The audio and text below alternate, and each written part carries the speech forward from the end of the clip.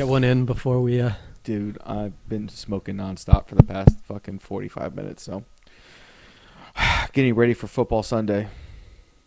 Oh, that's right. Yep. You know, it's funny. I forgot that there are 3 games on each day this week. And I got the games mixed up because I thought the Baltimore-Tennessee game was yesterday, and I turn it on, and I'm like, what the fuck? They should have. I don't. What was Friday? They should have just shifted 2 of the games to Friday. At Friday, Saturday, Sunday. I don't know why they did that. Well, you've got an early game, a late game. I mean, an early game. You got the regular football schedule. Yeah, regular football schedule is 1 game apiece. But usually on the playoffs, you have 2 games each day. On I forget which is which. If Saturday it's the later 2 games, and on Sunday it's like the earlier 2 games. But they had those extra 2 playoff games for the 7th. Right, so they just filled those missing spots that you would have on those 2 days. Yeah, I'm just saying that you could have had a third day of NFL football, which I would assume would generate more revenue for a network. You know what? I don't know. I mean, I guess it doesn't matter. You're selling ad space, so it doesn't matter where it is. But they were good games. I didn't watch the early game. I watched a little because I forgot there were 2 games on, and I thought they started at 4. Oh, so I was doing other shit. I wasn't on the internet all day. Yeah. I wasn't looking at alerts or anything. And like 4 o'clock, I'm like, I'll go out and watch the game. I go out and start watching the game. And about 10 minutes in, I see that the result of the early game. Oh, right. There's 3 games today. It's funny, too, because I turned it on in the background. It tells you go and watch, and I'm like, fucking Buffalo's going to fucking destroy him. It was a closer game than I thought it was going to be, but that was a good game. Seeing the Rams beat the Seahawks, that felt good. That felt good. I actually like the Seahawks, so. Oh. I mean, I don't have anything against them. Yeah. I knew there was going to be at least one sort of shocker this weekend, and I was like, that's a good game for that to be. I don't know. I mean, that's a divisional game, so I don't know that's a huge shocker. They're built. The division games, the teams are built to play each other. Yeah. Because you have to face them twice in a season, and you want to knock off whoever's keeps winning your division. That's what pissed me off most about the Buffalo game. We Yeah. were so close for so long, and I'm sitting there, I'm going, the fuck, Miami? We weren't. Fuck. Oh, we laid every possible egg. It doesn't matter. Yeah. It's 2 things. A, Buffalo showed up and played the game of their lives. Yeah. And then this week they didn't, and we didn't show up and play the game of our lives. And some weeks we do. It's that, and it's that we keep forgetting we overachieved, and that we weren't supposed to make the playoffs this year. And because we almost did, then people start to get mad as if we were expected to. We weren't. We were a totally disassembled, fire sale, rebuild team last year. We got rid of everybody and started from scratch. And here we are sniffing the playoffs a year later. I mean, you got to keep in perspective with a rookie quarterback that had no preseason, didn't play the year before because of injury, et cetera, and has no talent around him yet. 4 picks in the top 50.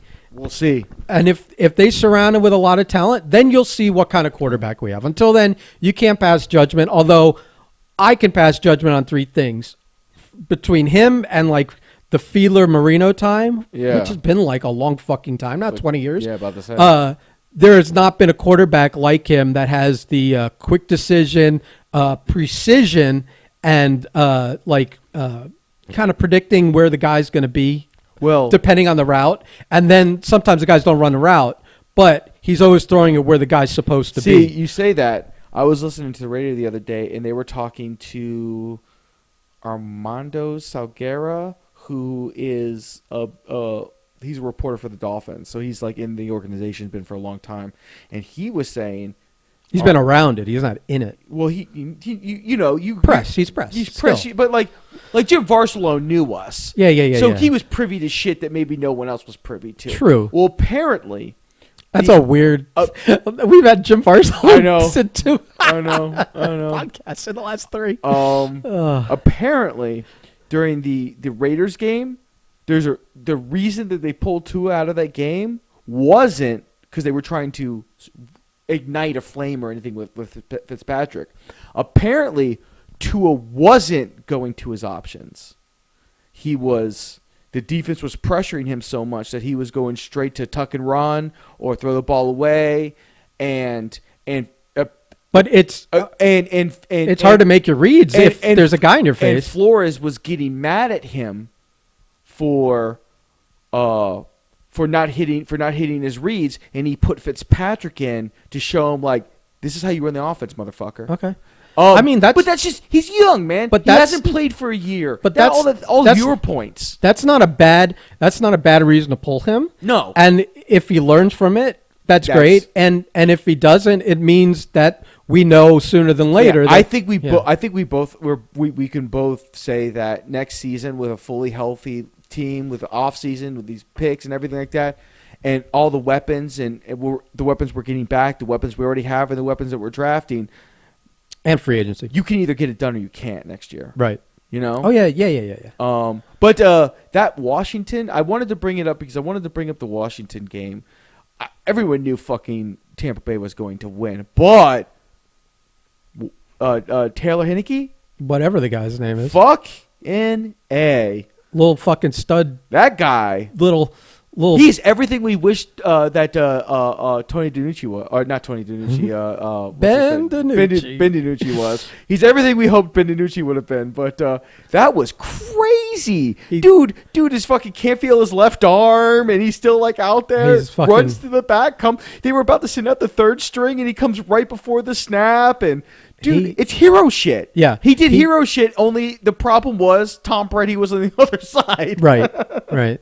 I thought they had a few chances. They did. They had earlier in the game. It's kind of like when we have a team like Buffalo early and we make a few stops early and the game's close. Yeah. If you got to score on those because you know they're going to wake up at some time later, and that you've got to at least have a little bit of a lead to fend that off. Yeah. You know, so you're not playing from behind in the fourth quarter. You're kind of just trading punches in the fourth quarter because when you're playing from behind, you're limiting your offense because you're like all of a sudden you got to throw all the time and you got to.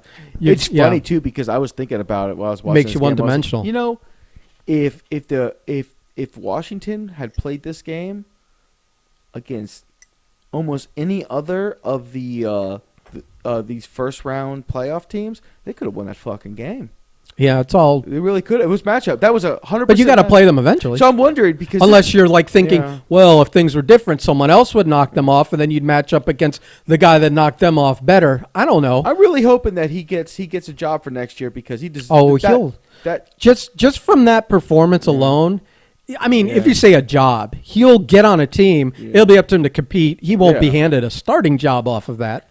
But especially since, like, I don't know what they said he was because I wasn't, like, listening. I was just kind of watching.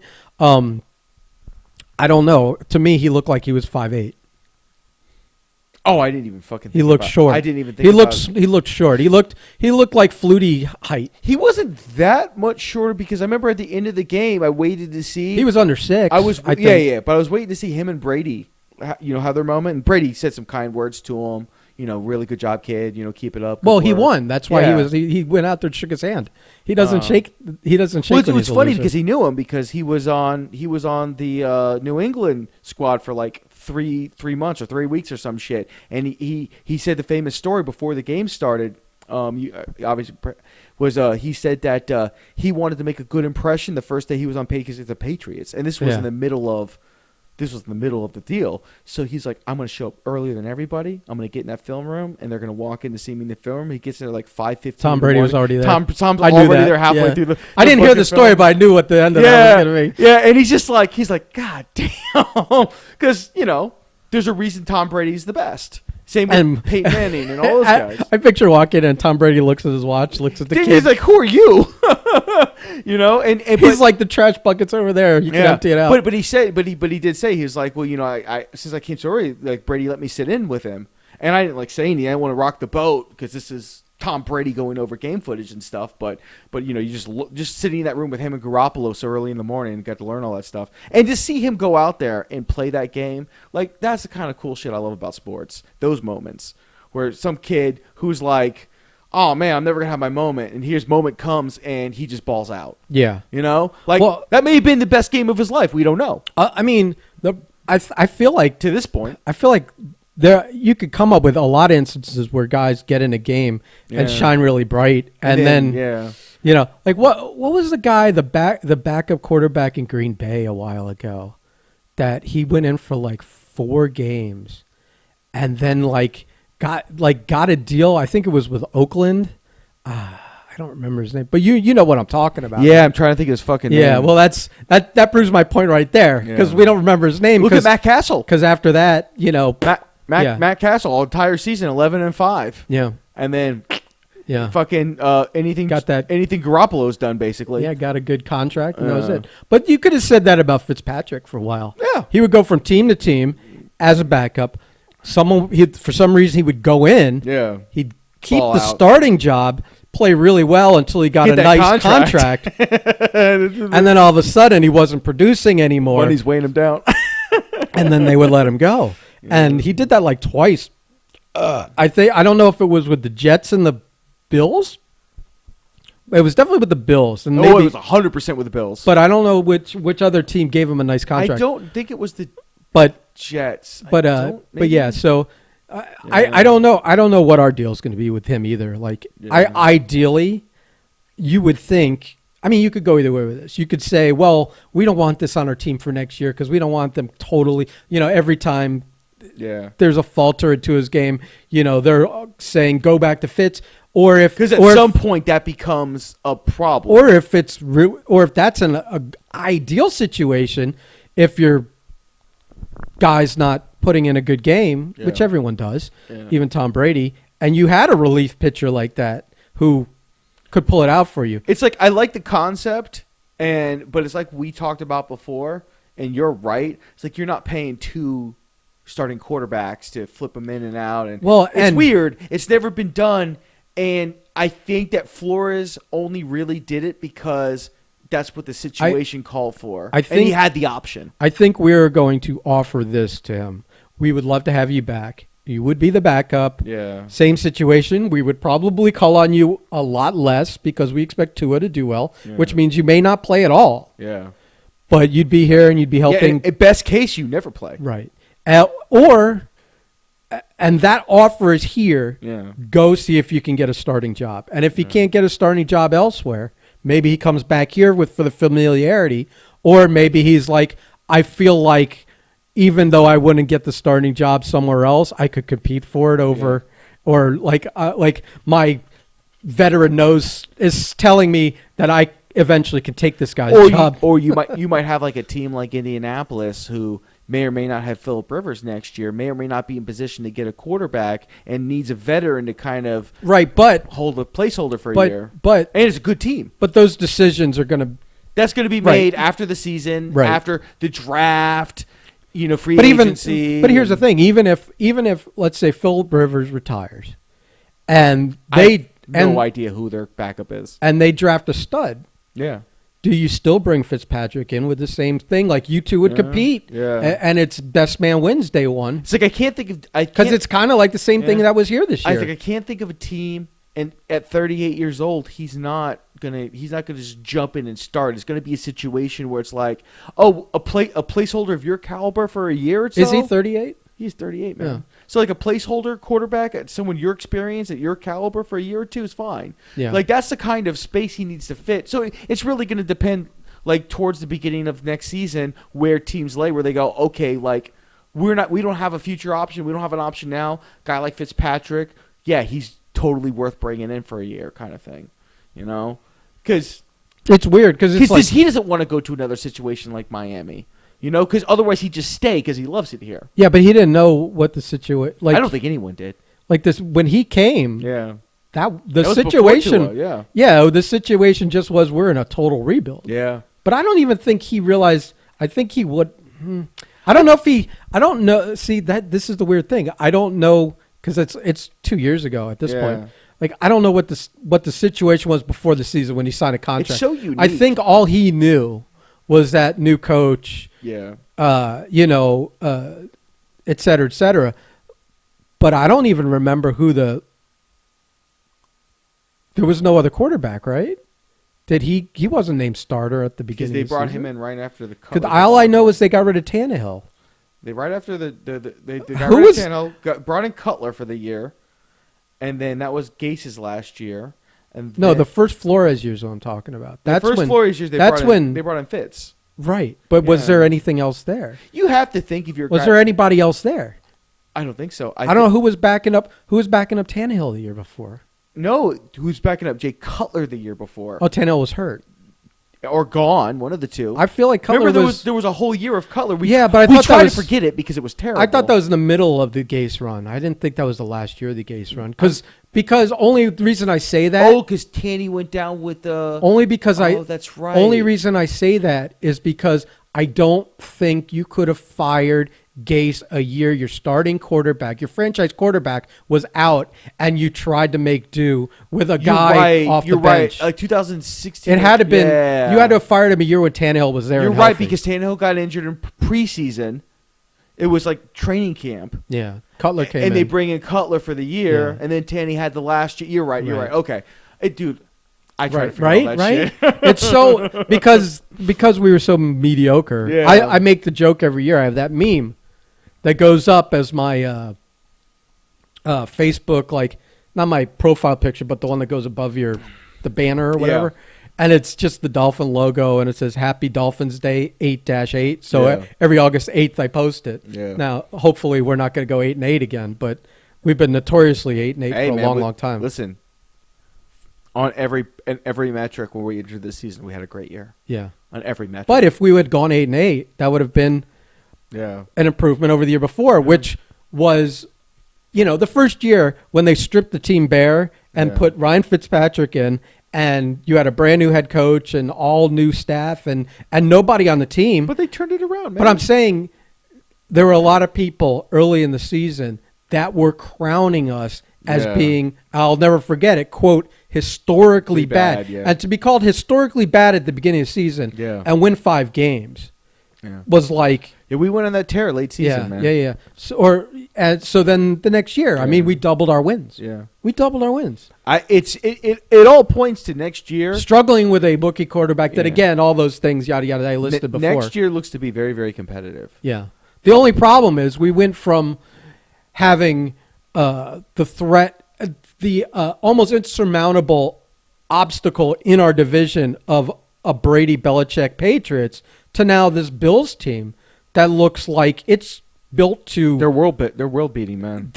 I feel like I think they're going to steamroll everyone. And when I say steamroll, yesterday you say the game was close, but they still won it. Oh, yeah. I think they're going to steamroll their way to the Super Bowl this year. I'm looking at them as now logically you want to Yeah. say it's KC. I'm pulling for Tannehill. Yeah. I want that guy to win a Super Bowl. I want them to beat Baltimore 'Cause because I- I'm tired of Lamar Jackson being, he's the best quarterback. Like, Taylor Heineke. Well- Taylor Heineke played a better postseason game than Lamar Jackson but ever I don't, has. But my thing is, I never had an issue with Tannehill. I never doubted Tannehill. I felt like he always got a raw deal here. Every year was a new coach, a new system. He had injuries, and we didn't surround him with talent. We didn't have a winning team. He got the bum rap, Yeah. and then he immediately goes to another team and hits the playoffs 2 years in a He row. was here for 7 years. It was a long stretch. And two coaching regimes. but Jesus. also that's a guy that you have to remember came to us and had only played quarterback his senior year of college. Yeah. He was a receiver the first 3 years. So you're saying any other guy had more time playing quarterback in college, maybe under a pro system even. Yeah. To then jump in the NFL. So I felt there was a little bit of a learning curve we were going to have anyways, a growth curve. But it says everything that on his abilities that he went right to the playoffs the next 2 years. And I think that Flores, if he had kept him, we'd probably be in the playoffs this year. Well, I was about to tell you. I was about to say. I don't think anything. Now, the growth curve and everything, all that matters. I think what happened was he spent 7 years around the most terrible coaching hires humanly possible. He finally went to a team that understood the game of football. He was backup to Marcus Mariota. He didn't have a guarantee of anything. And when he got a shot, he went, I'm making this count. Yeah. And here we are. Ryan Tannehill is one of the top 5 quarterbacks. And in the Mariota's NFL. not on the team. And Mariota's not. He's in Oakland, right? Oakland. No, Las Vegas. Right. Yeah, it's like That's gonna take some time. I'm going to slip and call them the Oakland Raiders for 10 years, just as some people will call them the Redskins for the next 10 years. It's just, it's no offense to anybody, but that's just, you've been calling them that. I feel your whole good. lives. I feel good for Washington because they're gonna have Alex Smith and they're gonna have hopefully this Heineke guy next year. And I mean, dude, I remember at the end of the game with Chase Young, he hurt. That was a himself. quick segue. You just jumped right to Washington. Oh, I was dude. Listen, I rooted for him, man, because they were to me. They're like, you don't belong here, but here you went in a potential Super Bowl fucking caliber team, and you balled out, and you had the game that proves that when you enter the playoffs, it doesn't matter what your record is. Because you're there and anything can happen, and that was your record is 0-0. Once you get in the playoffs, it doesn't matter, and that's cool to see. Because, dude, Washington was in the worst division, and they were terrible for most of the year, except for seeding. That's the only thing that your record. Now, a Super Bowl caliber team, but again, it's the coach's first year. The only team I think could beat Brady is New Orleans in the NFC. I think. Oh, excuse me.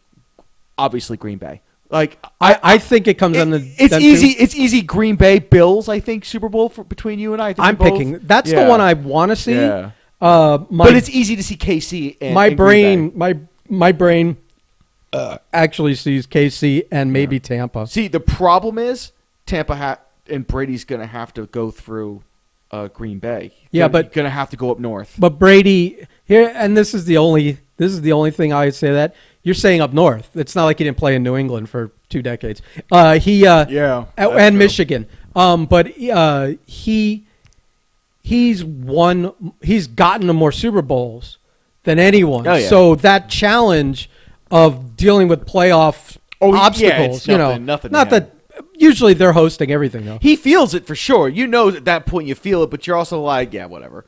Like you could tell. He doesn't. Yeah. You know what? At this point in his career, with this much experience being in Super Bowls, he's feeling like everyone else is nervous. Him. It's another day every in the day. office. Yeah, exactly. When they did the walkout, and you're watching him walk out, and everyone's just like doing thing. He's walking out. Everyone else is soaking it in. Yeah, right. And he's just sitting there. He's like, let's get to the next one. Yeah. Let's just get to the next one. Yeah. Because it's just like they either face New Orleans, whoever has, or I feel like Tampa can be knocked off any week where someone commits their defense to getting to him. Yeah, bro. Chase Young couldn't get to him. That's the problem. He got what? He got who's the other guy's name? The other rookie on the other side of Young. He got a sack. Yeah. He got a late. They were start. It was before, you could see the frustrations. It's before halftime. Before halftime, they started to get to him. Yeah. And then they just made those adjustments, and it was. You could see the frustrations. Yeah.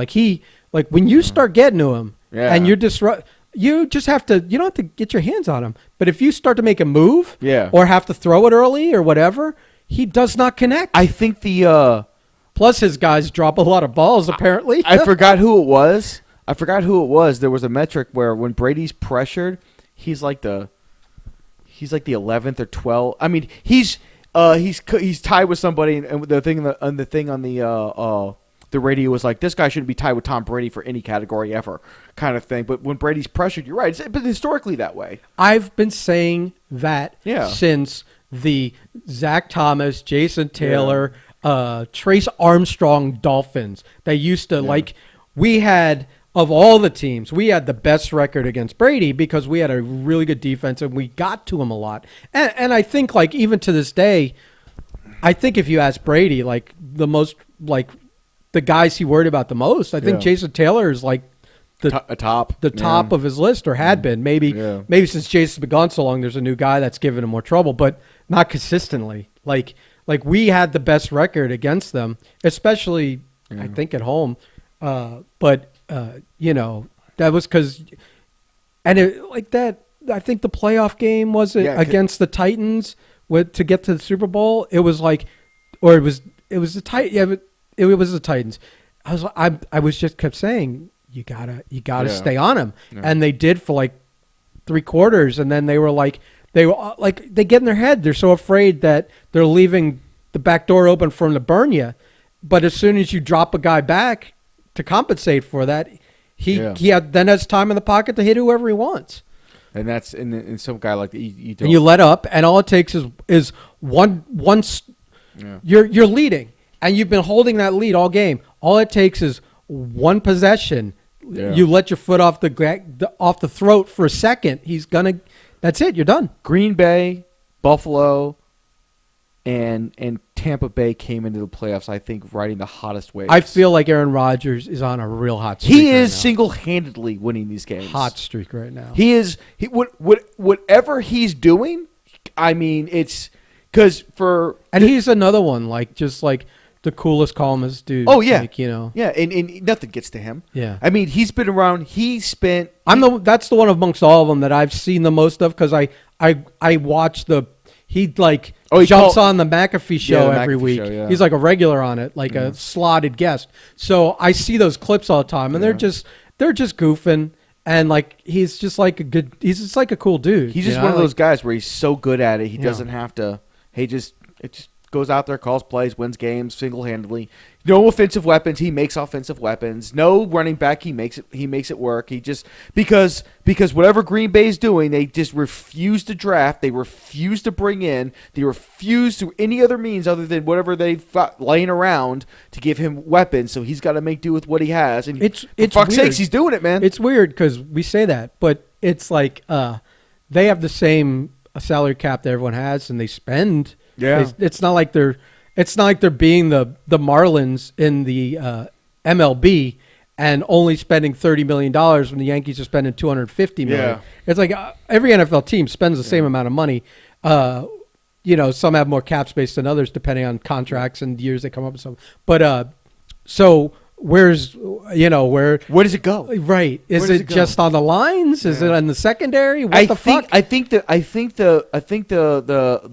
does he have like a center that's making $50 million a year? You know what I mean? Like there's a metric or something like where they haven't drafted an offensive player in the first run of the playoffs since like his first year or two, some shit like that. Yeah. But that, I mean, ideally, that's okay if your later picks are hitting. It's just crazy because here's a guy that, and they don't ever seem to make a free agency splash. Yeah. When was the last time you heard of them making a big free agency signing? I can't fucking remember. Right. Instead, guys leave and make big. I think Brett Favre leaving was Clay Matthews.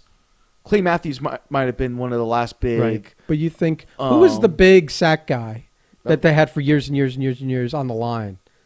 The guy. Wasn't that Clay Matthews? No, the guy that died a few years ago of sleep apnea or something. Oh, fuck. He's like legendary. Like if you were to say top 5 all time at position, he's in that top, maybe even top 3. I can't think of his name. Yeah. I feel like such an asshole because people are probably Screaming, someone is yelling at the thing like. But that guy, I feel like he didn't play his whole career there. And we're just gonna call it Bill Buckner. I don't remember if he left or went to Green Bay. I don't remember which it was. But he was on there. He was on the Super Bowl winning teams. Or at least one of them. It's just insane. As good as Rodgers is, how many championships they left on the table by not drafting. I don't blame the new regime, but Mike McCarthy just. Whatever relationship they didn't have. Yeah, it's weird because it's like you don't get those quarterbacks, man. It's weird because it's like for years they were good and competitive, and you're like McCarthy's a good coach, and then they went through a run there, and where I was even saying, let's hire that guy if he becomes available. Yeah. But then I was like, I think our situation was done when he.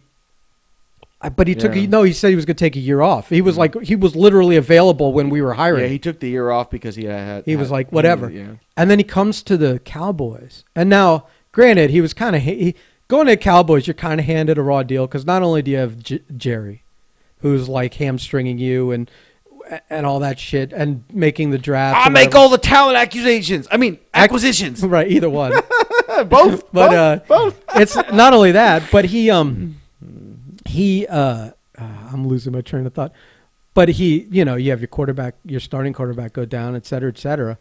But like, man, what a limp, like. But you had the Ginger Rocket. What a limp, like, effort. He has a coach a team or motivating those. He players. doesn't seem to care. I don't think anyone like after like Garrett. I don't even know if he could keep the guys motivated. I feel like that's a team. Perception wise, outside perception wise, it feels like that's a team of individuals. Yeah, it's as always opposed felt that to way. as opposed to like our team, which is a team. I always said that about like the 2000, like I think it was like 2010, 11. Remember fucking Romo? And they had that team, and you were like, "There's nothing but killers on this team. This team, on paper, should be doing what Tampa Bay's doing right now."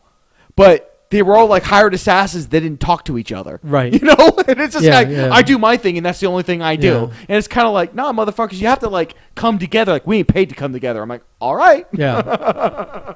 And then they, the butt fumbles and all that fucking It's funny nonsense. because Romo's like one of those guys, and even people like, there's even like, should Romo even be in the Hall of Fame? I'm like, fucking yeah. He's like that guy. I think that guy put up. He was tremendous numbers. People forget he was the same as the Taylor Heinicke guy. He was the same thing. Like he was a nobody. Yeah. He was a nobody. Was it Bledsoe that went down? So I don't know because I think that was it was somebody. No, it was God, I forget his name. Bledsoe was Quinn. Was it Brady Quinn? Not no, Quinn. Not Brady Quinn. No, it was a black dude with a Q as his last name, I think, or Quincy something, something like that. It was during the Parcells thing, and he had the guy, and I think he got hurt maybe in the playoff run or something, and Romo came in, and I think that was it. I'm probably misremembering all of that, but I know it was the same deal. Romo came in and started balling. I knew it was definitely the Parcells era. Yeah. But it's amazing because like he never won a ring. Wade Phillips. But he like you just the knowledge and like the perception of the game and all that stuff that he had when he was playing as well. You hear it all when he calls those games. He's a fantastic commentator. He watches those games and knows exactly, like you never hear anyone else, even players that are now commentators, call what's going to happen next and what this and understand. Do you know who's the worst? His grasp of everything is phenomenal. You know what can't stand is Chris Collinsworth. Collinsworth cannot stand.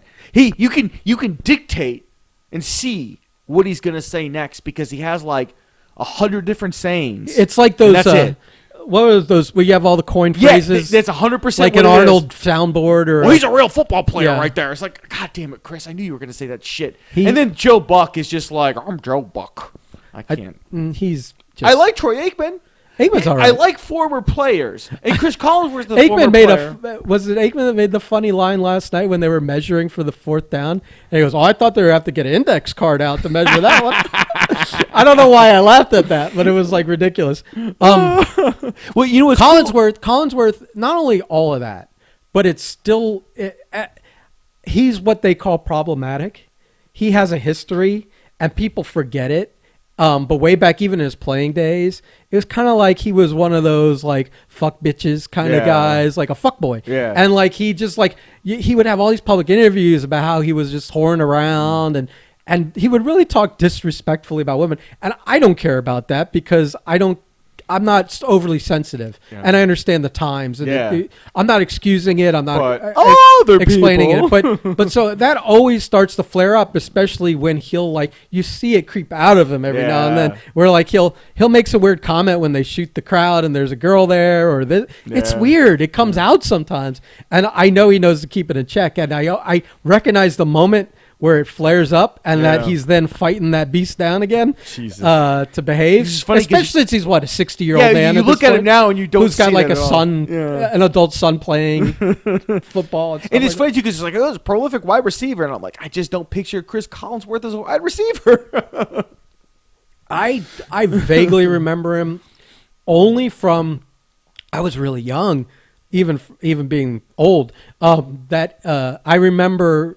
I didn't used to watch football, but I remember watching the Bengals 49ers Super Bowl. And I remember he played in that. And I always remembered him from playing in that game. Yeah. And then, my dad would always like to bring up, oh, he was a big receiver for the Gators because my dad's a Gator. Yeah. So that's all. But I never, only time I remember him playing because I was a kid. Yeah. And I wasn't really a football watcher then was that Super Bowl game, but I vividly remember him. Yeah, all the best commentators are ex-players. And that's with any sport. Well, you just have such an understanding. Yeah. I mean, coaches, I just don't think are. I mean, most coaches aren't talkers. You know what I mean? Yeah. So. Oh yeah, you don't want to see fucking Andy Reid up there trying to do commentary because he's gonna be like, yeah. Mm-hmm. I mean, there's a few. But yeah. Like a Rex Ryan. Yeah. You know that guy. Well, yeah. That guy could not only could that guy have had a job like in he does. He's a talking head on the He's good, but he's not. But like calling a game, he could probably do. Mm-hmm. You just gotta and pun intended. You just have to worry about putting his foot in his I was mouth. about to say you just gotta keep the feet away from him. I was gonna say put his foot in his mouth. Yeah. Anything feet related. He could have had a post coaching career in pro wrestling maybe. He could have done the promos and talk shit and all that stuff, and maybe managed a stable of deviants at Footlickers and cucks, foot sniffers, and I don't want to get any further than that. Yeah, it's I know some his relationship with Mark Sanchez was unhealthy. And eating disorders. Speaking of eating disorders, no, it's speaking of. So I guess we're gonna have a good division next year because Adam Gase is out in New York and Buffalo's doing really well. Patriots get a shit ton of healthy players back, so I roll. Belichick's gonna right that ship. Well, the only thing I want to say about now, granted, they'll draft and they'll make free agency moves, but the only argument I make against a lot of these players coming back is they've had a year off. So yes, they could be rested and healthy, but they also are older. Yeah. I don't know the ages of the guys or anything like that. 2, you had to find replacements for them this year. Yeah. And what if those replacements, A, either perform better than those guys, or B, perform close enough where their salary at half the price makes it like untenable to and keep they showed up. Right. Yeah. Well, you can't in public perception. Oh, no, absolutely You can't not. ever say we fired a guy because he didn't play last we year. 100% know. But anyone took a COVID opt-out, in theory, you're not supposed to move on from them because of that. Yeah. That's great. We know. But there are real-world repercussions to that don't involve just the fact that they opted out. It's the fact you opted out, and the guy that had to fill that spot, because we still played the games, played better than you, and for less money, maybe, or more money, but they're still played better than you. That's going to be... that's going to be a problem for some of these guys. They think they're all coming back. I don't think they're all coming back. I had forgotten how many, specifically New England, how many Patriots. They said 11, right? Yeah, We had like 3 or 4. Yeah, we didn't have that many. No, but we had young guys that wanted to play and needed money. Yeah, so it's just crazy that you think about that. One of our guys, was Al Wilson. Yes, he was one that just got a big contract. Yeah, so he could afford to do it. I don't know who the other 2 were. I don't remember. But Al Wilson out there was like, we had a double punch speed threat that we lacked this year. Looking forward to next year. Yeah, I'm also looking forward. I'm actually looking forward because what was it? What stadium was it yesterday? Who was it? Buffalo. Buffalo had the fans in there. Yeah, with Cuomo and all that shit. Forgot what it's like with like energy. Hey, because Buffalo was fucking. Those fans are crazy. So it had it had that feel for the first time all year. And even then, the game was still close. Because even in Miami, it's like, oh yeah, well, the people in Miami, but Miami fans aren't like Buffalo fans. I feel like nothing's like those types. Yeah, like those. That's real football fans. The smaller market. I don't even know if it's always smaller market, but generally smaller market, more remote places. Yeah. Where football's a bigger part of their life. Like you come to Miami. Yeah, you got everything, man. All year round. Yeah, so there's no like, oh well, this is canceled for half the year. And it's not talking down to Miami Dolphins fans because we're good fans. We are good fans, but we have so many other options. Fucking Buffalo, you got football and snow. Right. Right. I mean, I guess hockey. Well, I guess hockey's way bigger up there. It's funny. It's funny because you go like if you go like Green Bay or like Buffalo or one of those places, it's rare unless the team's like really dreadful that year that you're not sold out, no matter how cold and how like it could be Like 20 below zero blizzard, and they will all show up. yeah, your Pittsburghs, your Green Bays, your and Buffaloes. and in Miami, we're like, oh, it's too hot to go to the game. yeah, it's too hot. It's too hot. It's too hot. Or you have a team like the 2010 Heat. They're just world beaters in every aspect. And in Miami, only in Miami would you get bored with that.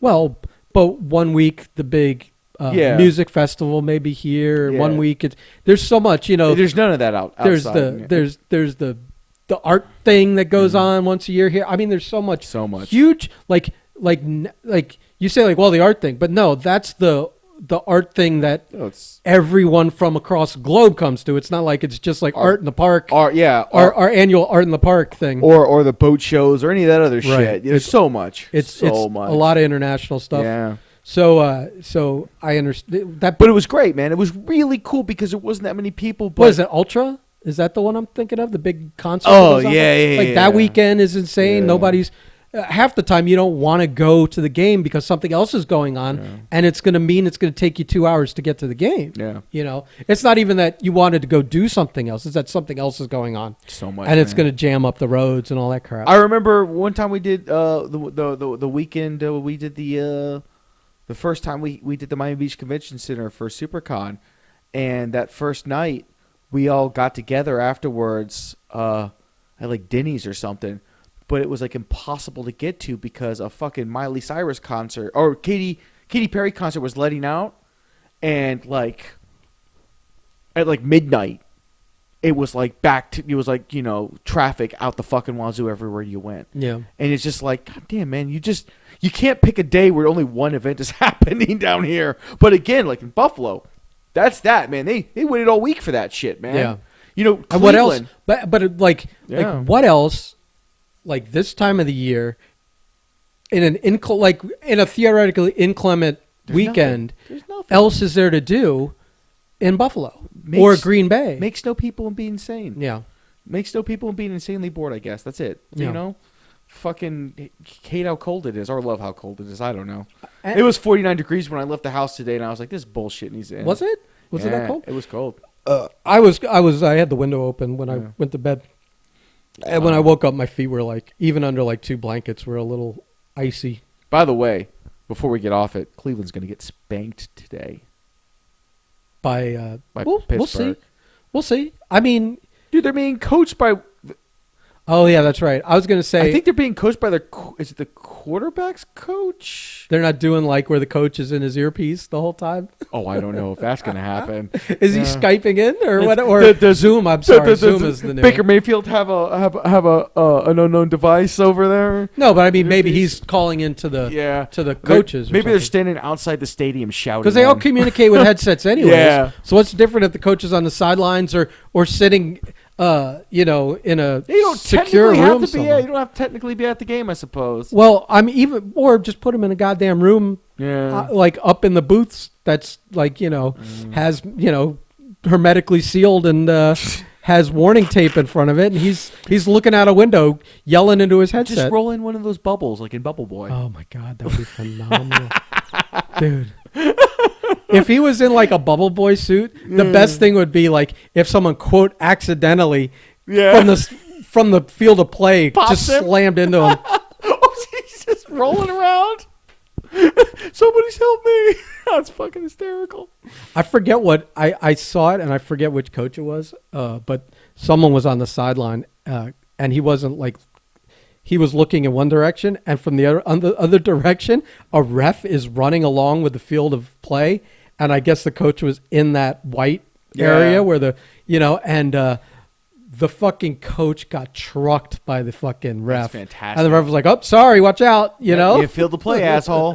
Whatever, I got to be where I got to be. Yeah. Trucked him because I don't think the ref saw him until he hit him. But they collided.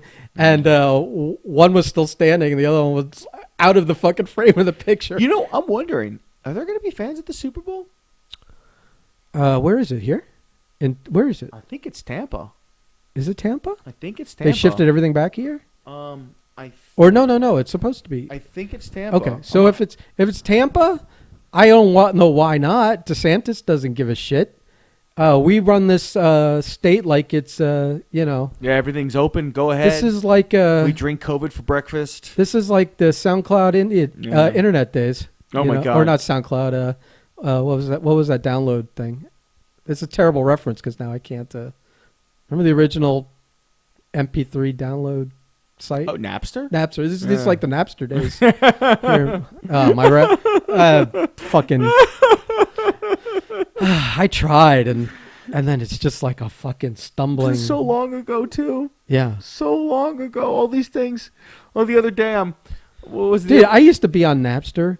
This is what I would do. I would download every like like good sounding live performance of bands I liked because all the bootleg stuff was up there. And I had like fucking a book full of stuff. And I would like then sell copies on like eBay and stuff like that. So many people did that at school. They'd be like, "Hey, you want such and such's new album? It's $5." But not their new album, the live concerts. Oh well, you might be about that. But when I was a kid, it was all about whatever. Because I remember that new Metallica album got released, and everyone had it. So then they scrapped it, never released it, and they came out with Saint Anger instead. Which was like atrocious. All these years later, I can listen to some of it, but it's still bad. It sounded like they were banging on trash cans in their garage. Yeah, it was very bad. But that was their exploratory album because they were all in therapy and all that stupid shit. I feel like they're a band. They've become like one of those classic rock bands, like the Stones and the Who and stuff like that could still tour and make colossal amounts of money and sell out stadiums, but don't need to fucking put new material out. Oh, 100% they've reached that point. And sometimes they do try and put stuff out, but it's never like for some reason it's like, and I don't know why. I do know why, but at some point, some of these bands, I feel like they even if the songs are better or catchy or whatever, they never even get a chance on the radio now. Or I mean, I say the radio like I don't even know what the litmus test is anymore. But like or get a like how do you get a song over these days? Unless it's like getting it in a movie or it's weird, right? Because I don't know what it is. Because if you ask me, like. But like a band like Rush, before we go to that, it's like I feel like every album is just good as the last. Yeah. But like, you don't have new hits get on the radio. Like since like fucking I don't know, maybe their counterparts album. Well, first off, the radio or Presto, which is like early '90s. First off, the radio is a nothing thing. There's no. But when I say radio, I mean like mainstream music listening. I think you should base off what's mainstream, what's selling, and what is popular based off pretty much TikTok. Now, yeah. Yeah, but like in our day. Yeah. There were two things. It was radio and it was MTV. That's true. So if you wanted to get it over, it either had to either be a fantastic song that radio stations would push, because then there were still politics in that, or make a fantastic video. Oh, exactly. So that it would TRL. Because if it gets the play, since kids back in our days would have MTV on in the background and just be watching it all the time, or be watching our fun shows like TRL or Headbangers Ball on Saturday night or Sunday night, or what or Beavis and Butthead. I mean, Rob Zombie would be taking out garbage at the local school if he didn't get that one video played on that Beavis and Butthead thing. It's weird though, because the way that the music industry is structured to be successful, it's crazy, man. I just don't know what gets you over now. Yeah, because I understand it's still videos, because now people just share the YouTube video of it. Yeah. It's a different animal, but if you make a fantastic video for something, the song, Yeah. Like The Weeknd has that. Gambino, especially that This Is America song. I mean, and it's so hard too, because like anybody can be a musician, literally anybody. Technology is the point where you have enough auto-tune and shit. Anybody can just go out there and make music, put it on their SoundCloud or put it on Twitch. And you never know, man. You never know what... Dude, Baby Shark made someone $1 billion fucking dollars. Yeah. Okay? And it was something that they just kind of just made for fun. But that's definitely a TikTok song. That's not like a... But then you have someone who spent years on an album, blood, sweat, and tears, and no one fucking listens to it. And the shame... that's a lot of creative avenues where, like, you could be the best by, like, any measurable metric that you can come up with. Like, let's say art. Like me, like I know I draw better than this guy and this guy and this guy. But if people don't see it and respond to it, what's the difference? Exactly. You know? Tree falls in the woods. And then like you got a guy that draws, you know, he has the paints there and he just uses his dick as a brush and makes some stupid fucking abstract stuff. $7.5 million that painting sold for. But because people became aware of it somehow, or it became a viral thing that some celebrity shared, or someone famous bought one and put it in their house and it made the news, then all of a sudden that guy's making money. That's why Art Basel disgusted me the one time I went. Art Basel, that's what I was thinking. Fucking yeah. Oh, it's a table with a fork on it. What was the banana peel on the wall, right? Yeah, some shit like that. It's fucking disgusting. I mean, some of the stuff there is brilliant and beautiful, but most of it is garbage. Yeah, because there's a lot of like that. Yeah, once people start like getting that highbrowy, so like interpretive, like a message stuff, I'm like, get out of here. But on the same end of it, when I worked for the gallery in Boca, reproducing people's paintings for, they did a lot of wholesale stuff. They had a huge framing shop, and they would do wholesale stuff. So like this one guy that I did work for, Scott Heil, I learned how to sign his name. He showed me, he sat down and did them with me, and how assembly line you could create these pieces, because they were abstract pieces. So I'd lay out 8 sheets on these long tables and do 8 at once and mix one color and do this. Oh, wow. Yeah. And then sign his name. And they charged a lot of money for these things. And it's, quote, an original piece. It's hand done. It's not like a print. Yeah. But it's a reproduction line. It's not even the guy actually doing it. It's someone else ghosting it.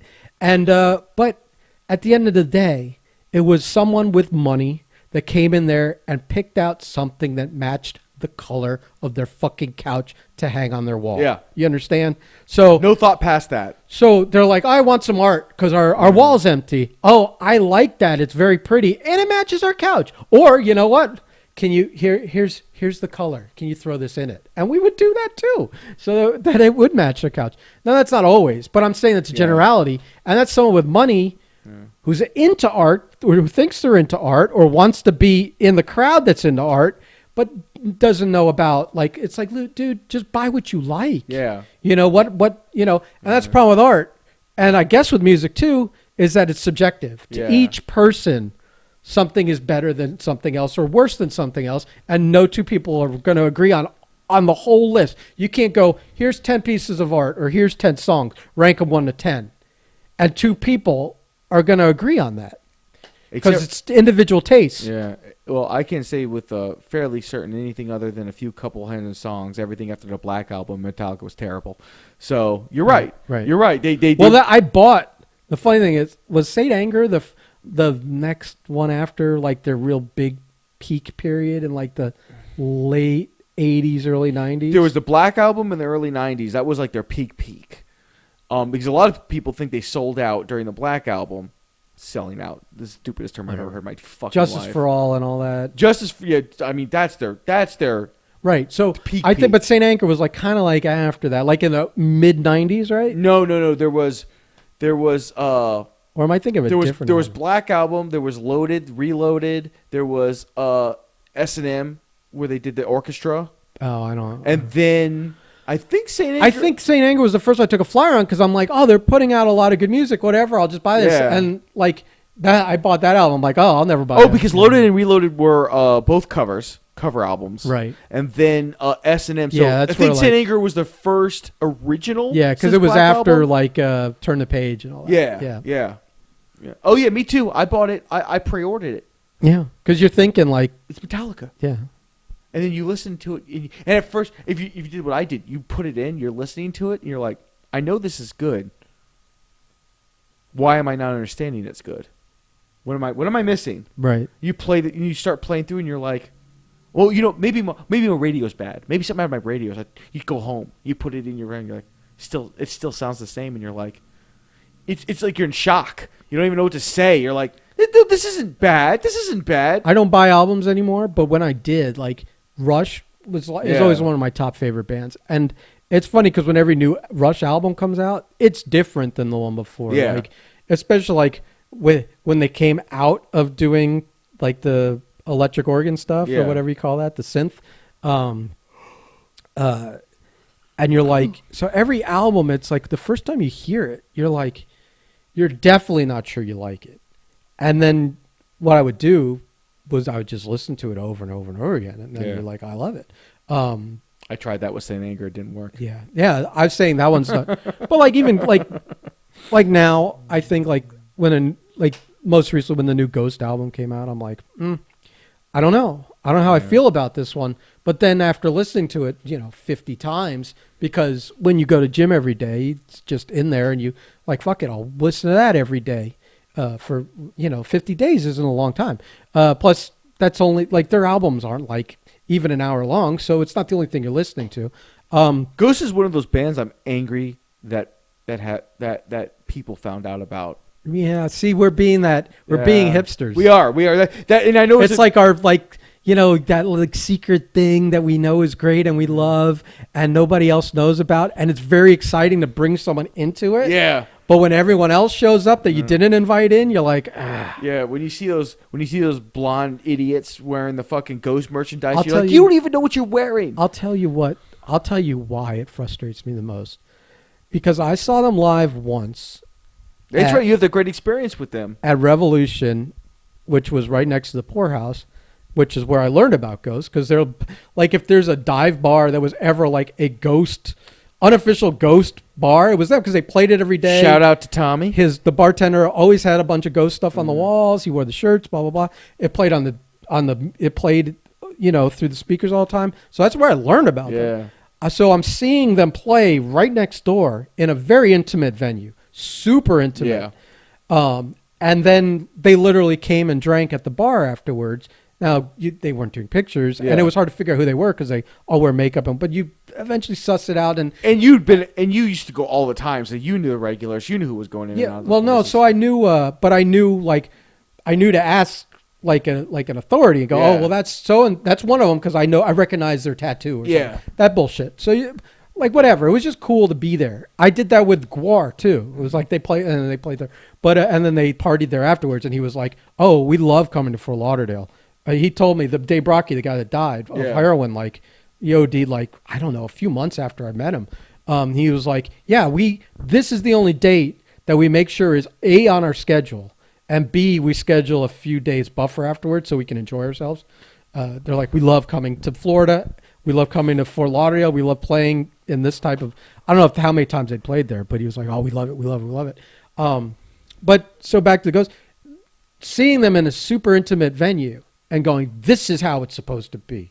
Like if it gets any bigger, the experience, you know what I mean? Yeah. You lose that experience. And I feel like any early fan of any band is going to feel that once it gets into that bigger venue, where all of a sudden there's seats and tickets. There's a disconnection. Not with the not audience. tickets, but there's seats, and you have to be in your spot and whatever. And it's not just a building full of people that are milling through, and you could be in the front if you want to push through. You could be in the back if you want. There's no seats. You go to the bar. Guar's done that their entire career. Right. But I'm saying that experience, like Guar, they are an experience. You can't do that in a bigger experience. I can't tell you a Guar song. I can't remember a Guar song. I don't think I listened to Guar, but Guar's a thing that you see live. It's all about the live performance. It's all about live. I mean, and that picture with me and Dave Brocky, it's funny because I look like I just was in like a fight or a riot. Oh, that's right, yeah. Because I have the fake blood, like some of the fake blood they squirt everywhere. You were the splash zone. It had run down my face, and I was oblivious. I didn't know, I wasn't even in the splash zone, to be honest with you. I was like, I understand. I understand the Gallagher effect. Yeah. I'm not coming in with a poncho, Yeah. so I'm not going to go up to the front. I'm going to stay near the mid to back area, and I still got hit with blood and stuff. It was hilarious. That's awesome. Yeah, but so like That's Ghost, that like we feel that, but Yeah. and I, having experienced a live show in the only venue to see them in, Yeah. the size was perfect.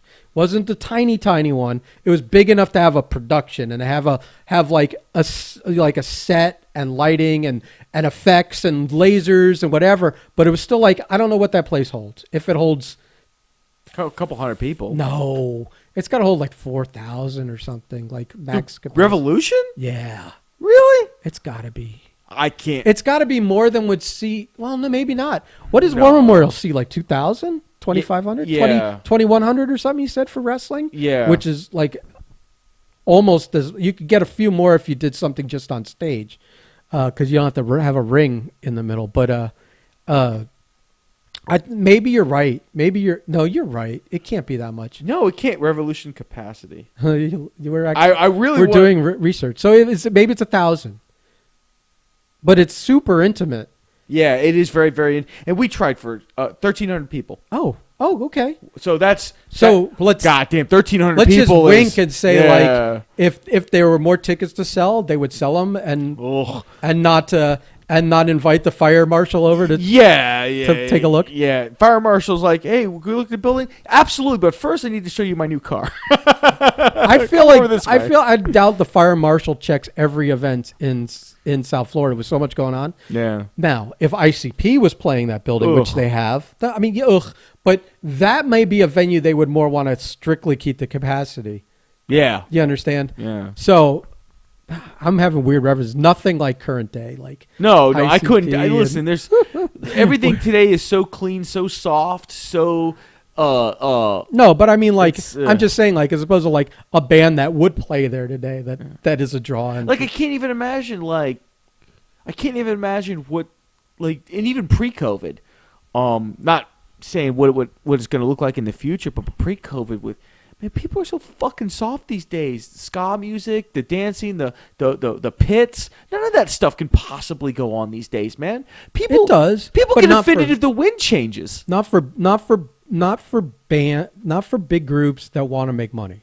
No. Because they don't want to commit all that space to those idiots that blindly are swinging their arms and legs around But trying are those to smaller connect with each other. those smaller shows, I wonder what, I mean, dude, There's liabilities too. Like some of those venues must be like, nah. I would love to go. I would love to go to like a place. I mean, Because when the world Revolution's a opens up. place where back in the day, that's the mosh pit Yeah. down there, you know? yeah, people may or may not die. It doesn't matter. You kick them to the side. You continue on. Yeah. You do your thing. I remember the one time, the only time I was in a Pantera pit, that did not last long. I went, nope, gonna die. Get out. Yeah. Gonna die. Like there's people that dedicate their lives to seeing how many people they can knock unconscious. And I'm like, nah, you're way bigger and tougher than me. I regret not seeing Pantera the one time I was going to when it was in Providence in like 92, 93. Ooh, I knew they were touring. And I missed the one time I was going to see Ozzy live, and it was but that would have been the time to see them. Yeah. Like Oh, yeah. Pantera, you know. yeah, I got it was Ozzy and Zombie, and it was later on. I knew I wasn't going to get the full Ozzy experience, but that was Pre-piss his pants all the time. Well, it was the Word. same year he got in the ATV accident. They canceled the show after that. Like he got in the ATV accident like a month or two before the show, and they canceled it. Oh. And you know, like fucking, like, and he was like, I'm going to go see Ozzy tomorrow. And I'm like, good, fucking okay, like, all right, like, I don't know what you're expecting, but you're not getting Ozzy Osbourne. You're getting a guy standing on stage, mostly lost, kind of maybe remembering what to do. Yeah. I mean, and if he's doing any kind of movement, it's not voluntary. I mean, not to speak ill of the man, but he's fucked up. Is he even singing? Or are they? No, he came out with a new album. No, I mean, or does he lip sync those concerts? Oh, I do. It's like I saw one live performance like a year ago or something like that on like YouTube or something. You're just like, yeah, I mean it's Ozzy and I love Ozzy, but no, I wouldn't pay money to see that. Just, yeah, shell of a person. Like yeah. I remember I saw Kiss in 2004.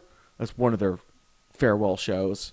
And I don't think Peter Criss was there. one of their friends. One of their farewell shows. And I went, okay, I saw Kiss. They weren't disappointing. They were awesome as a live show. Were they in makeup? Yes. Or was that in the? They were makeup, the whole Okay. 9 yards. It's like I saw Kiss. Now I can never see them again. Because I felt like I got lucky. I saw a lucky, good, honest Paul Stanley's flying around and shit, and and you're just when you see Paul Stanley live, you're like, there's no way you're straight. There's just no way. There's just no way. Like I don't judge you, but don't tell me you have sex with women because there's no way. There's no way. The guy's the most feminine dude I've ever seen wandering around, but he is fantastic. I love that dude. And Gene Simmons and the whole 9 yards. It was fucking awesome. But then you're like, I can't take another chance because they're all in their late 50s now. Like, it doesn't get any better than this. Right. It's only going to get progressively... The only cool thing about Kiss these days is when they play themselves in a movie. Oh, yeah. But, like, even now... Like, when they do Kiss-branded stuff now, kind of sad. Kiss-branded stuff? Kind of sad to still see old 70, 80-year-old men in the makeup and the thing and the hula and the whole 9 yards. What was the movie... Gene Simmons going like, I'm the demon! Like, stop you, dude. What was the movie with Bryan stuff. Cranston and James Franco where he was... Oh, I don't know the movie, but I know exactly what you're talking about. But they were huge Kiss fans, and they're in the end of the movie. And it worked. It worked really well. And I wanted to see that movie, too. It's fucking funny. Yeah. As much as it's like a play on that old movie, Guess Who's Coming to Dinner? Yeah. Where the girl brings the black man home to her Which family. they did that, too. With Sidney Poitier. I think it's sort of a play on that, but maybe not even. I don't know. But, I thought it was in a weird, comical way. Every movie's a play on something else nowadays. Yeah. I mean. But, Although I will say that I really enjoyed the new movie I did see was Soul, and I did enjoy that. We won't talk about. I don't feel like the Pixar movies are really a play on anything. No. Although, I mean, technically, if you want to get about it, The Incredibles are the Fantastic Four. So. They're the best Fantastic Four. Well, so far. True. They should just hire that creative team to go help with the Fantastic Four movie. Just kidnap Brad Bird. He could wake up in Marvel Studios and Kevin Feige slides him over a blank check and go, make it work. I feel like once they've abducted you, you don't have to pay them to do anything. You want the best out of them. You want the best out of them, so you pay them. I mean, you're Marvel. You're Disney. You write that check. You make it work, and then you fade back into the shadows. Nervous. I almost want to really find a way to make a hashtag trend because I really even more than the origin they come up with. And my nervousness about them not treating it the way I want it treated, which we've gone over. I don't know if we've gone over here. But I'm more concerned with the casting and who they cast for Doctor Doom. Because all of a sudden, everyone wants that guy from The Mandalorian. Pedro Pascal? No. What's his name? The guy with the Darksaber.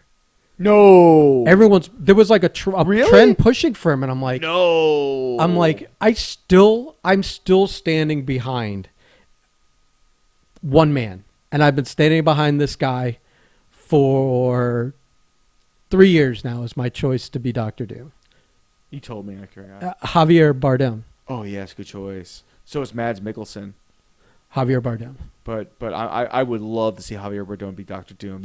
He's got that kind of. I mean, Mikkelsen immediately sounds like he's from wherever Latveria. Yeah, but he's already been in a Marvel movie. But who cares? Yeah, he was Doctor Strange. It doesn't matter. Well, it matters a little because Doom would tangle with Doctor Strange. Oh, sir, Captain America was a Human Torch, but everyone. Yeah, but different. Thankfully, forgot. Different. Even though he was it wasn't under the new Marvel. Him and banner. Thing were the best part of those movies. It wasn't the new Marvel banner.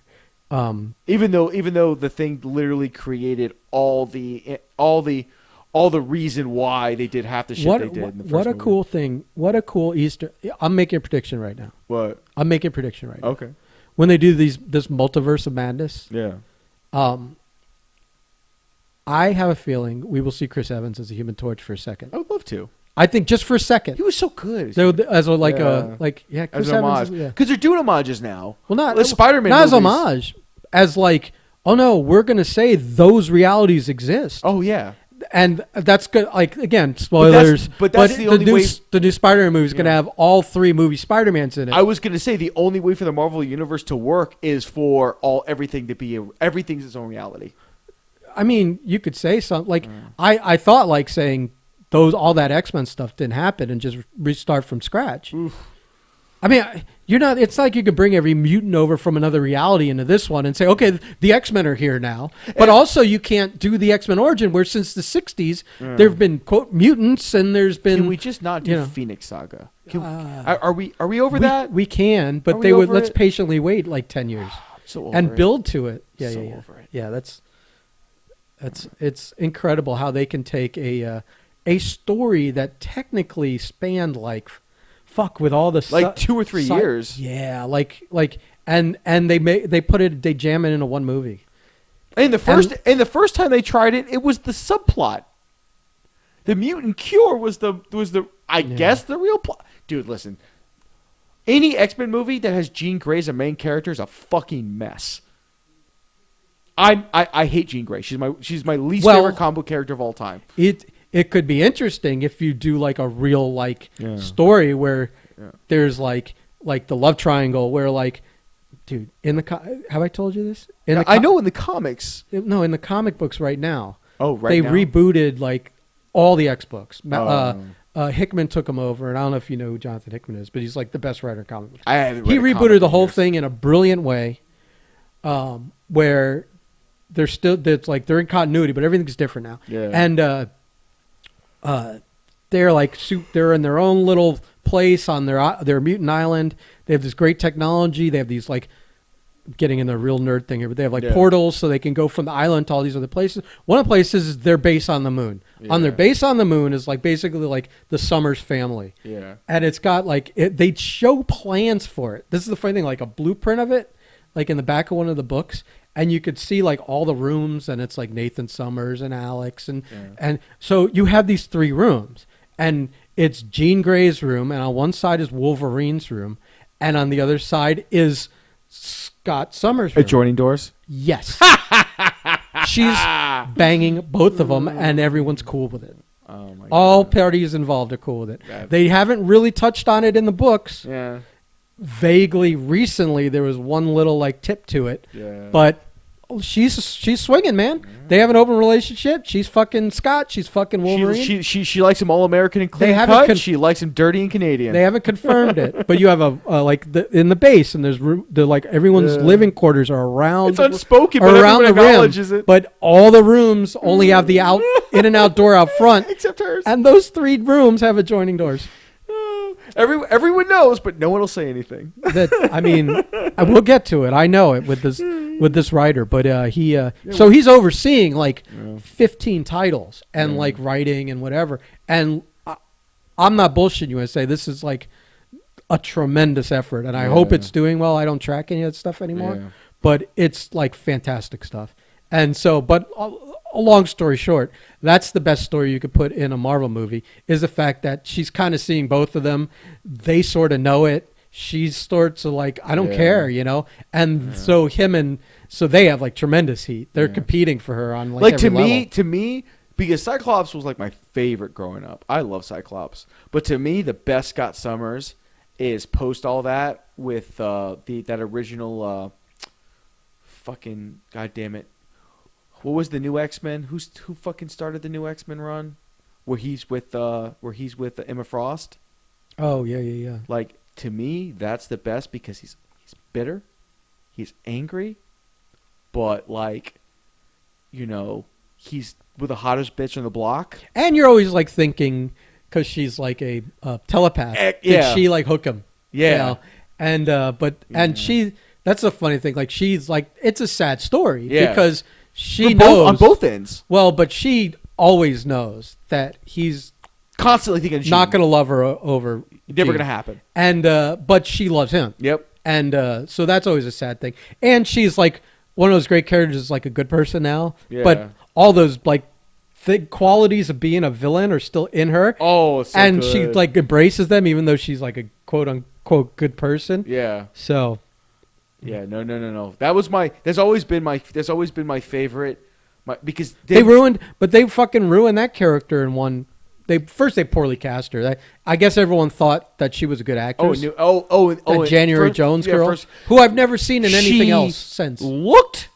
Oh, she's a piece of ass. She looked the part. By God, did she look the part? Yeah. But here's the thing. She came off the hottest show on TV, Mad Men. But here's the thing. She wasn't given a whole lot to do. No. But that movie had a lot going on. There was a lot about that movie that was, to me, wasted. Well, I'll tell you why it was wasted. Because the guy that came in to do it, that was the one movie that wasn't Singer. Yeah. So the guy did it. I think it's the best X-Men movie. So do I. Then Bryan Singer comes back, and like in the first 2 minutes of the movie, you just see all the files of these characters saying they're all dead. Killed off, yeah. Yeah. He killed off I think 90% of the characters they brought in for that. I mean, because Kevin Bacon and Sebastian Shaw was perfect. It was weird. It was weird. It's weird that they didn't do the Hellfire Club like we or any of the versions we know. Well, because the Hellfire Club originally was kind of like a fucking Eyes Wide Shut kink place for super rich people that behind the scenes were pulling all the strings in society. Quietly, like they were a real secret society, but they were mutants with powers. They were also all dressed up like fucking kinky like they were in a kinky sex club. It was very interesting the way they fucking put that. Hashtag Madeline Pryor over Jean Grey. But she was never in that club. Madeline Pryor was in the Hellfire Club, wasn't she? No. Wasn't she? No, they seduced her. That was the seduction that turned her in the Dark Phoenix. That's a different. Madeline Pryor wasn't even. I thought Madeline. A glimmer in what's his name's eye for cloning. It's been so long. That's a funny. Like I don't even know who's listening to this podcast, but you were talking about Margaret has no idea what's happening. But you were talking about Cyclops, the in the comic books. Yeah, I feel the most interesting thing they did with him was when he married the clone of Jean Grey. That was Madeline Pryor, right? Yes. Yeah. Yeah, but that was way later. Yeah. And then she ended up becoming like the Goblin Queen, a powerful she had like demonic powers and stuff, but she was a clone of Jean Grey. It's like really I feel like in the X-Men they were like, this girl looks exactly like Jean, and we're not like telling him this is a terrible idea and totally looking into it and stuff. He's the king of super hot, super powerful, damaged women. Yeah, but to it's almost like, but it's like your wife dies. Yeah. And then you show up with your wife, but it's not your wife. It's like, and nobody responded. Like, I think there were some, like in the comics, it's like some people going, what the hell's going on? But really, like in real world, like how would you respond to that? It's like one thing. Oh, before I stopped reading comics, the best thing they had going on, because the X titles at that time were, I think Angel had a second mutation where his blood was fucking could cure you or heal you or something. There was a bunch of dumb shit going on, but they turned North Star. They finally acknowledged he was gay. Well, they had turned him. Well, they acknowledged he was gay, but because I feel that they just picked a bunch of random characters just to kind of like, oh, this guy's gay. No, here's what you have to do. You cannot go and take Wolverine and say he's gay now. He's too mainstream. Yeah. You have to take a character that's not super obscure, but is definitely like 2 or 3 tiers down on your money making. Like you take a character that you don't make money with. Like you're not making money with that. Like that character may be in a group book can sell, but you're never taking that character individually. No one's buying, no one's going to see a cartoon about that character. No one's going to see a movie about the character. No one's going to buy toys of that character anyways. So that's a safe pick to turn gay.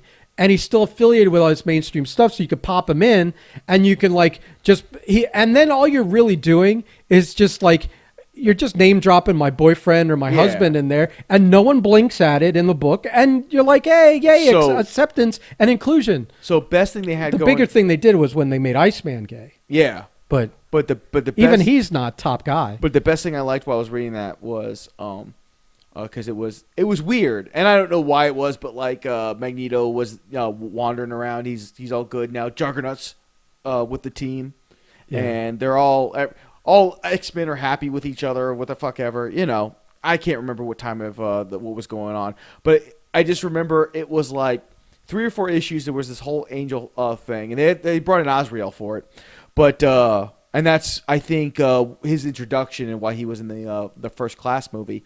But the whole thing, there was a subplot of North Star just incessantly hitting on Juggernaut. And their back and forth was fucking hysterical. Because they play K. Marco like you would expect K. Marco to be. Fucking close-minded, intolerant, and everything, but he's trying to be a better person. And then you just got North Star just needling him. It's like, come on, it's, come on, gotta try everything once and just stuff. And it's just fantastic for like 3 issues. I was like, this is great. And then they did some other. I think after that was they brought back, they turned Jubilee into a vampire, and I just lost it. After I was like, okay, I'm done with it after this. Yeah, this vampire nonsense I can't do. Well, Dracula bit Storm and turned her into a vampire, but somehow they cured her of it. Yeah, it's how vampirism works in the Marvel universe is fucking weird. Very, very malleable. Maybe we'll find out in the Doctor Strange. I know you're really looking forward to hopefully a semblance of that. Not in this movie. I know the Morbius stuff is coming out, and if that movie is successful, I have a feeling that vampirism will probably resemble more of whatever they do with. But that's like the Sonyverse. Yeah, but with what's happening with Spider-Man, it makes me wonder how much the Sonyverse and the Marvel universe are. Well, we haven't had Tom Holland show up there yet, so not it yet. hasn't. Not yet. It's not an official thing. But remember, they're saying that Tom Holland's going to be in the next Venom. Well, so we'll that'll start that. That'll start that integration. By the way, real quick, I rewatched. What did I rewatch? I rewatched Amazing Spider-Man 2 because it was just on after like the football game. I was flipping back and forth. What the fuck were they thinking? The fuck were they thinking? Thank God Tom Holland exists. I mean, Andrew Garfield wasn't a terrible Peter Parker, but like I doubt like he's the reason. He's not. Right. He's not. Whatever creative decision Sony made. How we got that and not a Sam Raimi Spider-Man 4? Was that, well, we didn't get it because 3 was terrible. Was that the one where they did the classic broken neck? Yeah. Okay. I like that scene. Yeah. Because we got that. Yeah. But that's it. Yeah. You know what? We've gone really into the weeds with stuff all over the place. I don't think anyone that listens to our podcast ever has heard us talk about. Well, because I don't want to talk about the thing that has been driving the podcast for the past week. and I will say, yeah, without saying anything, that to wrap that up. Okay. To wrap that up and wrap this up, because it's after 1 and the games have started. Yes. Wink. That I will no longer be working for the individual in question that we were working for. You have chosen to go on to this next adventure. That's correct. Because you have responsibilities I do not have, like a wife and child. That's correct. On the way. The wife's not on the way. She's already here.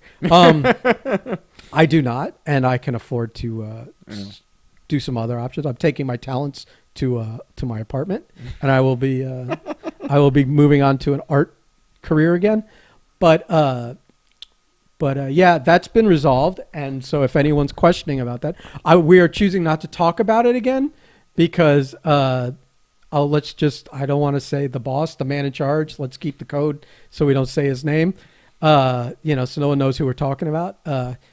We, I guess, have, without communicating still, agreed to disagree. And, without having spoken to him, I have been assumed to not be working for him anymore, which is fine with me. Yeah. And we'll move on from that. Now, I cannot promise, though, every now and then, especially if Anthony wants to fucking rib me, it won't flare up, and I'll play along. But I'm not seeking to talk about that situation anymore. We did in the last podcast, and I cut it for your sake, because you still have to work for the man, and you don't need to have to get the ear fucking every time So he hears one of these podcasts. So or a rat, a narc, a agitator, a conspirator, or whatever wants to let him know what was said. Yeah, because whoever agitates me out of a job, I'm going to fucking kill you. I will hunt you down. We're going to end on this because I want some thought pieces leading into the football, because Baltimore's playing Tennessee right now. Fucking Blake. Fucking Blake's like, what about Tua for Watson? And I'm going, that's not a good idea. That's not a good idea at all. So, apparently our thread seems to think that... our thread? Half of them aren't even in it right now. They're podcasting. I know, but we're always, we're always together in our own hearts and minds. And on that note, let's get the fuck out of here, because I got so much other shit to do. Oh, my God. Busy boy. Yeah. K buying shit. What? I said K buying shit. Oh, I thought you said cake buying and shit. No, like things to do. Like, K buy and shit. All right. Well, you got to do it right. All right. We K buying shit. Like, yeah. Oh, by the way, I'm not getting off till I said. I know you're not on TikTok. Nope. But did you? And maybe I didn't even share that with you. Our girl that does the K buys. Did you see that she broke her nose? No. She was like hanging or fucking with something that was like a big metal thing. I'm really skipping over details. Can't remember them. It's something like a mirror or a fucking something. It came down and smacked her right in the nose. She broke it, and she looks fucked up. And it was funny because she did a video explaining what happened, and she's like with the black eyes and the broken nose and everything, and talking about how she can't get it fixed until swelling goes down, et cetera, et cetera. And in the thing, she doesn't stutter almost at all. So I sent it to this other group of guys that have seen him before, and the guy's like, do you notice she's not stuttering? And I'm thinking she probably took takes, because this is more of like want to get, like, let's not concentrate on my stutter right now. I'm not bringing awareness, quote unquote. I'm more just telling people. But I just said to him, I said, well, maybe the hit on the head fixed her. I especially, she's like, fuck. Now, I will never. This is what makes terrible people when they. You just were Donald Trump with the arm making fun of the disabled guy. I love it, and I'm one of us has been kicked off Twitter. It's not me, sir. Twitter. Yeah, they kicked his ass off all that shit. Oh, I thought you meant me. No, yeah. Oh my God. No. Kicked off Twitter. That's the internet wants no more to do with the. Yeah, we're not we're not getting into that. On that. No weeds. Goodbye.